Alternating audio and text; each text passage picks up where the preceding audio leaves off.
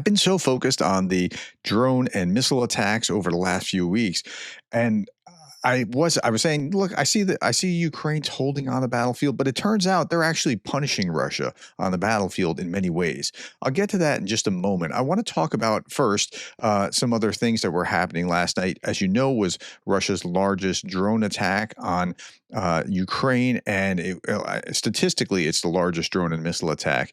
I want you to see this. Russian strike on an apartment building in Kyiv killed 32-year-old charity worker Victoria Hebrenyuk and her 2-month-old son Roman. This was part of the drone and missile attack last night. Here she is again, Victoria Grebenuk, 32, and her 3-month-old, whatever it was, son Roman were killed by a Russian attack on Kyiv last night. They were thrown out the window by a drone strike. Victoria's husband, Roman's dad, was badly injured. This is the reality of what these drone and missile attacks are like, and people deny this. I'll show you a denial of this in just a moment. Ukraine invited foreign envoys to witness the damage from Russia's missile strike on the cabinet of ministers.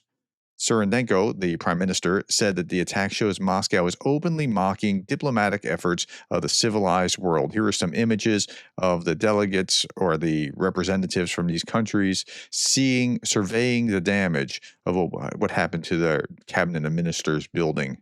Heads of 60 diplomatic missions in Ukraine were shown the cabinet of ministers building damaged by the Russian strike. Andrei Sabiha said that the diplomats heard from Yulia Surendenko on the government efforts to protect Ukraine and the interior minister. Now, we didn't even cover this yesterday. Russia kamikaze drones struck the Sumy Regional Administration building. Local media reported this was a secondary issue after everything that happened in Kyiv. 3 people were injured: 60-year-old woman, a 30-year-old man, 13-year-old teenager. On the same evening, the same attack, September 7th, Russian drones hit the Endurance Horse Sports Club near Kyiv, destroying stables and pastures, killing 7 sport horses. 2 horses survived. And no, I can't show you the images here. Now, this was the biggest attack. Let me highlight this. This was the biggest attack. The next biggest attack was about a month and a half ago. And then you had very high, the top 5 have been in the last month or so. That's what we're actually looking at here when we're seeing what's going on in Ukraine. We're counting on a strong response from America. That's what's needed, says Zelensky.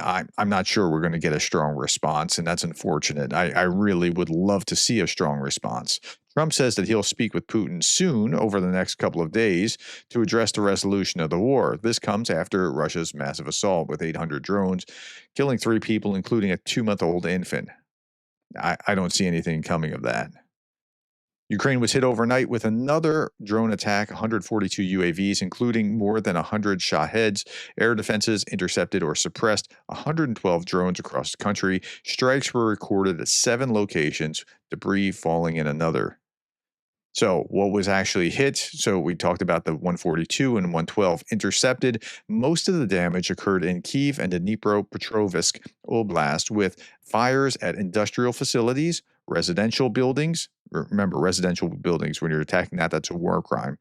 Administrative buildings, private homes, same thing with the war crime. The strikes also hit a thermal power plant in Kyiv Oblast.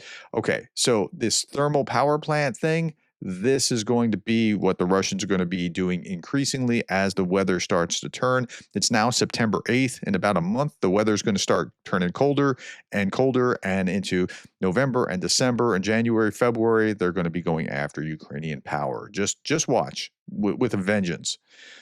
Russian drones targeted Ukraine's energy sites to leave civilians without heat and light. But of course, you see people like Che Baus on RT regularly saying if Russia was intentionally targeting Ukrainian cities, hospitals, and civilians, the pro-Ukroscam media says, or like the pro-Ukroscam media says, Kyiv would look like Gaza. It isn't, so it doesn't. Well, that's a terrible argument. You just saw with your own eyes the kinds of things. Here, look at these pictures. This is what's going on in Ukraine. This is the damage to homes overnight, right? And so he's denying that. Like people deny stuff all the time. Look, this guy's saying Russia using rape as a weapon of war. Care to present any evidence? Yeah. So Megan Mobbs answered, mothers were raped in front of their daughters. Then the daughters raped in front of their mothers. Girls, young women, old women from ages 4 to 80. Their bodies used by the Russians to control and terrify. Yeah. And here are the headlines. We're not making this up. In Le Monde, right? India Today, New York Post. Like this kind of thing has happened and continues to happen. We can't just, ignore it. Che bows again. When the Western media finally tells the truth about Ukraine's vast losses in this war, the political elites in Brussels, London, and Washington who fueled this insanity at any cost should be held accountable, and yet they keep sending these men to their deaths. You know who's responsible for their deaths is Russia, not the political elites in these countries. It's Russia. Russia crossed the border with soldiers intending to kill Ukrainians. Okay. Meanwhile, what was Ukraine doing last night? This is not last night. This was before the evening events. Atesh partisans burned down the communications tower of the 51st Airborne Regiment in Tula. And then Ukraine blew up a gas station yesterday in Kilnov, Bryansk region. And then Ukraine blew up a second gas station, apparently. And then now a gas station isn't much. Like, I mean, it just holds a little gas. It's not that big of a thing. A refinery, that's big. And they've really taken it to the refineries. Russian military base struck by Ukrainian forces in occupied Makivka, Donetsk region. And there's a little bit more of the image of it. And then we see this, and I would have made the highlight, except I didn't have enough facts. Ukraine, for the second time in history, disabled a Russian Black Sea Fleet vessel with an FPV drone. Okay, I want to find out more about that because that's important. Drones are so important to this war. Look at the battlefield. So 910 Russians off the battlefield day over day, 5 tanks, 4 armored fighting vehicles, 29 vehicles and fuel tanks, 29 artillery systems, 81 vehicles and fuel tanks.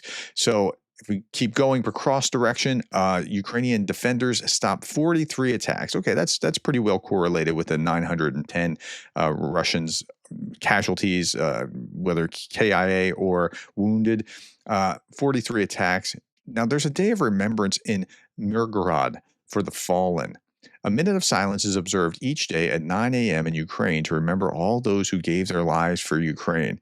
I found this to be very, very interesting. Like they're stopping everything that they're doing at 9 a.m. so that they can just observe this moment of silence in Mirgorod. Now, where is that? It's really important because here's Pokrovsk, right? And its sister city is Mirgorod, right? Right here. And that's where they're doing this moment of silence. Like, that's amazing. Okay, big news. Ukraine's defense forces are pressing forward with counteroffensive actions in Dobropilya direction. Remember the bunny ears? That's what we're talking about in Dobropilya. Go back here and scroll back out. The bunny ears, they're still pressing that attack.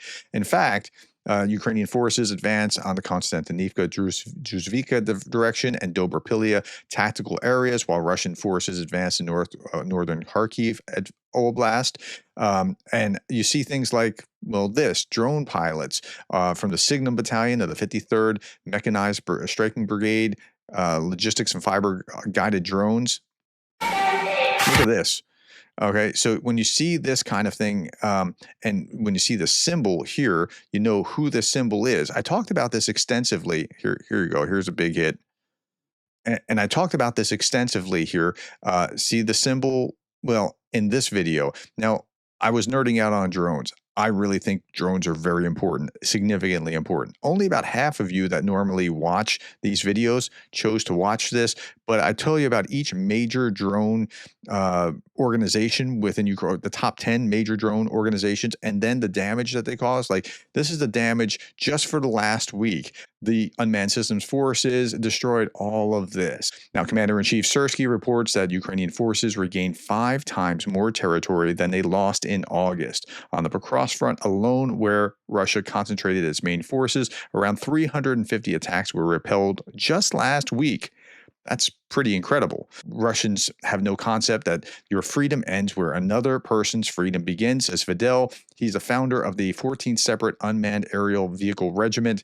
The Ukrainian defender emphasized that when the Ukrainians are planning a operation, they're planning to avoid losses. That's what they're trying to do. Russians, on the other hand, are doing exactly the opposite. This is a different way of thinking, a different values, different view of the world and their own culture. We are on entirely different pages of civilization with them, on different pages of even our basic understanding of what life is. Like the Ukrainians are very much in a Western mindset. The Russians, they'll just send men into the slaughter. And they have high corruption rates, as we've talked about before. But here, Chris O posted this. Russian soldiers in Ukraine are stealing abandoned weapons from the battlefield and smuggling them back into Russia, or simply selling their own arms or own weapons to arms dealers. This has been there's been a 300% increase in arms trafficking cases since 2021. So they'll either get it off the battlefield, which is somewhat more legitimate than other scenarios, or what they'll do is they'll steal it from a different unit and then sell it. So soldiers generally claim that the weapons are trophies, which they forgot to report to or to remove from their own personal belongings. They are often treated with leniency, over 60% receiving suspended prison sentences or fines. Versta reports that in the vast majority of cases, the soldiers cooperate with the investigation, declare remorse in court, desire to return to the front, and present checks for charitable contributions to organizations, including those who are helping the military, and that's how they get around this. Russia has fairly strict gun control laws which prohibit the private ownership of automatic or large capacity weapons. Despite this, soldiers have smuggled in pistols, automatic rifles, grenades, anti-tank rockets, and large quantities of ammunition. Yeah, what could go wrong with all these soldiers from the war going back to Russia with PTSD and large-scale showing that they've already been corrupt and large-scale amounts of weapons in Russia. The weapons belong to the neighboring brigade, so they're not registered anywhere with us, which means we can do whatever we want with them, whether it be selling them or using them ourselves, while the neighboring brigade will write them off in a report and just say that they're a loss on the battlefield. Combat footage was also sold for, listen to this, up to 140,000 rubles. That's $1,700 per recording, perhaps to Telegram bloggers. So that's part of the reason that we're seeing all this footage, because there's a market for all this footage. Frontline report, Ukraine takes out Russia's radar on Crimea.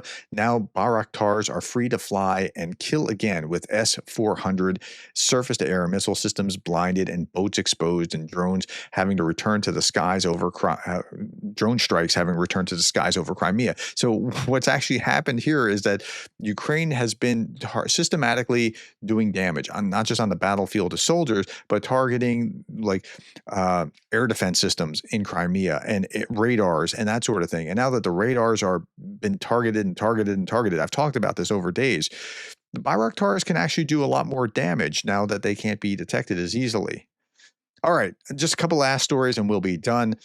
Citizens in newly liberated parts of Donetsk expressed delight that the Kremlin has replaced drinking water with coffee on tap for every resident. Well, that's not coffee. It looks like the consistency of coffee, but that's not what's going on there. That's the water supply in Donetsk.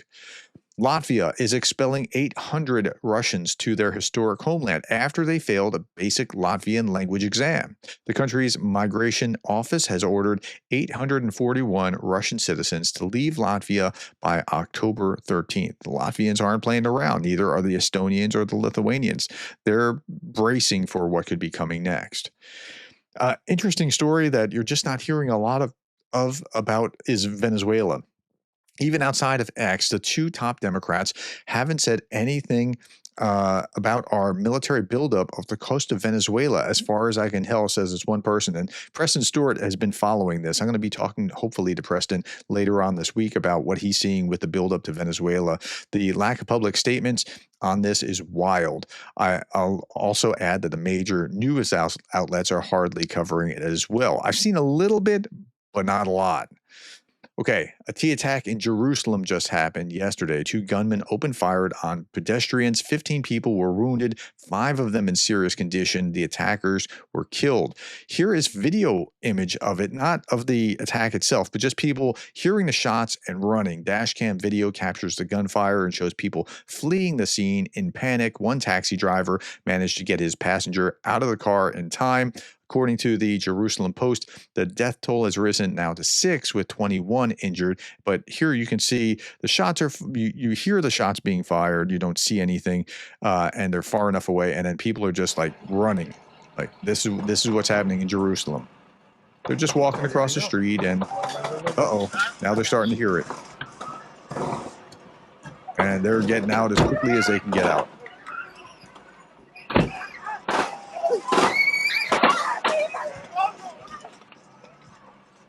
That's what's going on there.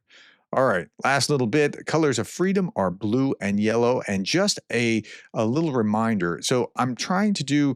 I'm a pretty bad live streamer. So, but I can talk like I can talk in class. So if people can call in and chat, we can just have a conversation. People can still be part of the live stream and put in their questions there, and we can have that conversation as well. But yeah, if you want to be if you want to ask questions, what you want to do, I'm going to put the link below. You can download the link to it's an app on your phone called Podbean, and if you just go to Podbean and then subscribe to Professor Gerdes Explains, when I have these, and I'm going to try to have these on Monday and Thursday for a shortened time, not like an hour and a half or something like that. Let's do a half hour to 45 minutes so that we can just answer your questions for the day, Monday and Thursday, and that's going to be 10 a.m. my time, which is +4 or 5 is GMT. I think +5 is GMT.